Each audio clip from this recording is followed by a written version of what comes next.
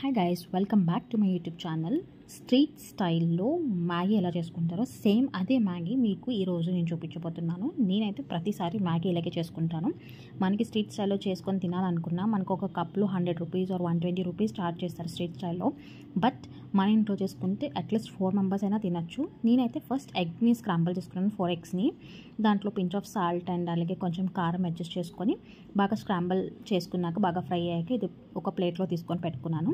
వేరే ఒక ప్యాన్లో, ఎందుకంటే మ్యాగీ ఎక్కువ ఉంటుంది కాబట్టి బాగా బాయిల్ అవుతుంది కాబట్టి ఇంకొక ప్యాన్ తీసుకుని అందులో ఆయిల్ వేసుకున్నాక కొంచెం ఆనియన్స్ అండ్ పచ్చిమిర్చి అండ్ కొంచెం కరివేపాకు ఫ్లేవర్ గురించి బాగా ఫ్రై చేశాను.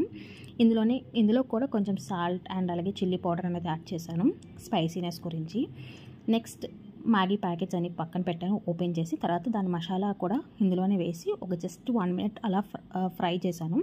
ఫ్రై చేశాక నేను 5 మ్యాగీ ప్యాకెట్స్ తీసుకున్నాను. దానికి నేను 3 గ్లాసెస్ ఆఫ్ వాటర్ అనేది ప్యాన్లో యాడ్ చేసుకున్నాను.